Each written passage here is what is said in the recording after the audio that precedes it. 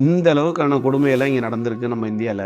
அந்த பெண்ணை அப்படியே முடிய சுத்தி கையில வச்சுக்கிட்டு தரன்னு இழுத்துட்டு அந்த தீயை பார்க்க வந்துட்டு இருக்கும்போது கணவரோட பிரேதம் எரியும் போது பொண்ணுங்களும் அந்த தீயில இறங்குறதுக்கு விருப்பப்பட்டிருக்கிறாங்க. சதி அந்த அளவுக்கு இருந்திருக்கு முன்னாடி. 1823ல பேணி பார்க்கருங்கிற ஒரு ஃபாரின் லேடி நம்ம இந்தியா வரும்போது அவங்க ஒரு காட்சியை பார்த்து இப்படியெல்லாம் முட்டாள்தனமா இருக்காங்க மக்கள் அப்படின்னு சொல்லி ரொம்ப வேதனைப்பட்டு சொல்லியிருக்கிறாங்க. என்ன பார்த்தாங்க அப்படின்னா, கங்கை நதி கரை ஓரமா இருக்கிற ஒரு சின்ன கிராமம், அதோட சுடுகாடு நதி ஓரமா இருக்க, அன்னைக்கு நடக்க போற நிகழ்வை பார்க்கறதுக்கு ஊர் மக்களே கூடி இருக்க, அங்க ஒரு பிரேதத்தை எரிக்க தயாரா வச்சிருந்தாங்க. அந்த கூட்டத்துல போய் இவங்க நிக்க, அங்க பக்கத்துல இருக்கிற மக்கள் எல்லாம் இறந்த அந்த பையனோட மனைவியும் இறங்க போறாங்க இதுல தீயில அப்படின்னு சொல்லி மக்கள் பேசிட்டு இருந்து கேட்டு ரொம்ப ஆச்சரியப்பட்டு இருக்கிறாங்க.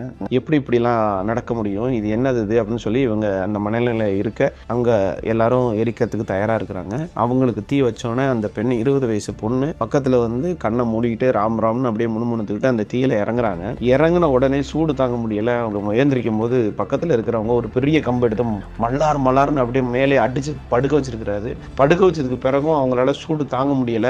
நெருப்பு உடம்பு பூரா பத்த ஆரம்பிக்குது, துணியெல்லாம் அப்படியே உடம்பு ஒட்ட ஆரம்பிக்குது, முடியெல்லாம் அப்படியே சுருங்கி ஒட்ட ஆரம்பிக்குது, தோடெல்லாம் அப்படியே சுருங்கி வெள்ளையாக ஆரம்பிக்குது. அவங்களால அதுக்கு மேல இருக்க முடியல.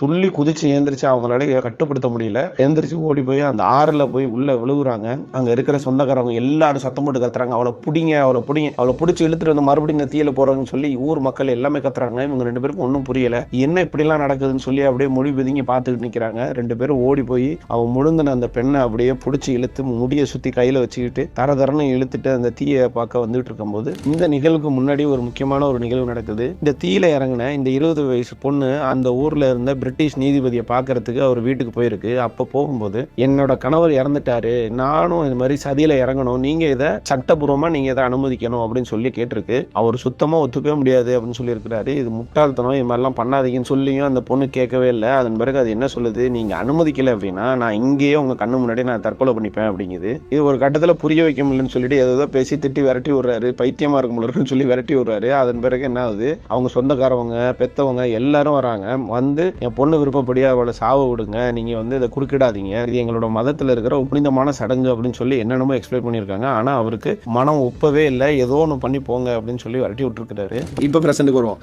அந்த ஆத்துல இருந்து 2 பேரும் பிடிச்சி எடுத்துட்டு வந்தாங்கல்ல, அந்த நிகழ்வப்ப நீதிபதி குறுக்கிட்டு இதுக்கு மேல நான் உங்களுக்கு அனுமதி கொடுக்க மாட்டேன், உங்க முறைப்படி நீங்க பண்ணிட்டீங்க, இதன் பிறகு அடுத்த பிறவி எடுத்துட்டா இதுக்கு பிறகு உங்களுக்கு அந்த அதிகாரமும் கிடையாது, எந்த உரிமையும் கிடையாது, நான் இதை அனுமதிக்க போறதில்லைன்னு சொல்லி அந்த பொண்ணை காப்பாத்திட்டாரு. இந்த நிகழ்வு கிராம மக்கள் பூரா பரபரப்பா பேசிட்டு இருக்காங்க. நிறுத்திருக்கலாமே, ஜஸ்ட் மிஸ் ஆயிட்டாலே, இவளை குளித்திருக்கணும், இவளை மறுபடியும் எப்படி நம்ம விடுறது, பெரிய கெட்ட பேர் ஆயுதம் அப்படி இப்படின்னு அந்த குடும்ப கௌரவம் போச்சு அப்படி இப்படின்னு இவங்க எல்லாம் உருட்டி இருக்காங்க. அந்த நீதிபதி இதுக்கு பிறகு இந்த பொண்ணு இங்க இருந்தா சரியா இருக்காதுன்னு சொல்லி அவங்கள வேற ஊருக்கு அனுப்பி இருக்கிறாரு.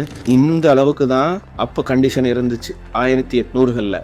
அப்போ அந்த டயத்துல இந்தியாவில் முழுக்க 8000 பேருக்கு மேல வருஷத்துக்கு மட்டுமே சதியால பெண்கள் கொல்லப்பட்டிருக்கிறாங்க. இப்படி அவங்க அதுல இறங்கல, இன்வால்வ் ஆகல அப்படின்னா தப்பானவங்க சொல்லி கெட்ட பேர் சுமத்தி இருக்கிறாங்க. அதுக்கு பயந்தே பாதி பேர் இறங்கியிருப்பாங்கன்னு நினைக்கிறேன். இப்படி எல்லாம் தான் மென்டாலிட்டி அப்ப இருந்திருக்கு இங்க. இதை வந்து ஆங்கிலேயர்களே இதை வந்து ஏத்துருக்குறாங்க. இத்தனை பொண்ணுங்களை சதியில கொன்னுட்டு அதன் பிறகு என்ன பண்ணுவாங்கன்னா கல்லு வச்சு அவங்க பேர்ல சாமி கும்பிட ஆரம்பிப்பாங்க. காலப்போக்குல சதி மாதான்னு அவங்கள கடவுளாவே ஆக்கிடுறது இங்க வழக்கம்.